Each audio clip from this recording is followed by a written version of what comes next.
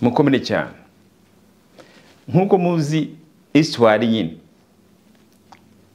urebye abazungu kuva badukolonije binjiye muri histoire yacu y'abanyarwanda, binjira mu muco kugira ngo akenshi igihe kizaza bazadukure kuri histoire yacu. Ahantu bahereye no kwinjira ku mazina, bakatuzanira amazina yabo, bakatwita amazina y'ikizungu avanze, kuko mbere aya mazina atabagaho. Ukabona ko amazina mu gihe kizakigenda azajya agenda yibagirana, nkuko amazina menshi bitwaga abami ba kera ubu ntushobora kuyabona ahantu bayita abana. Ariko mu bindi bihugu amazina yabo niyo akiriho. Urabona nk'ubu abantu turi gukura, hari abarongorana hagati y'abazungu n'abanyarwandakazi, cyangwa se abanyarwanda n'abazungukazi, ariko nanone ugasanga amazina y'abana babo nubwo baba bavange, nubwo baba ari imvanze, akenshi ay'abanyarwanda agenda aburiramo. Inshuti zanjye, nitwa Ndizeye Rubasha from the Rubasha Family Podcast. Iki nicyo kintu tuzatuganira, amazina yanyu, your identity, musubirana agaciro kanyu, ishema ry'amazina y'ikinyarwanda.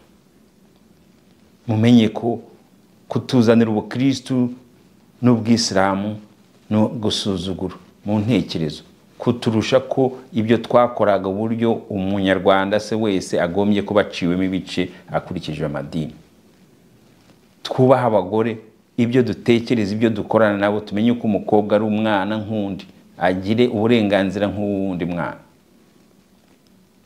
Ikintu abantu benshi mudakunze kuvuga, uburenganzira bw'abatinganyi. Nta uvuga ko isi yaremwe kugira ngo aba bandi batabaho.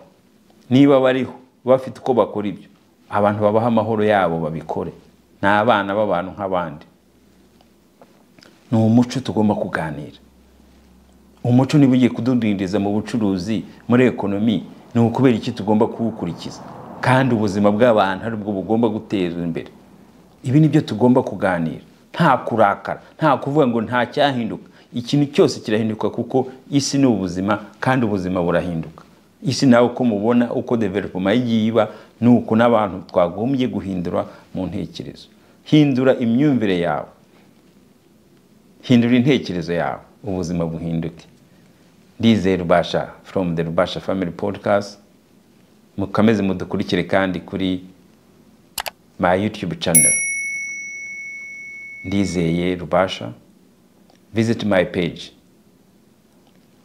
ndizeye.rubashamedia.com. The Rubasha Family Podcast.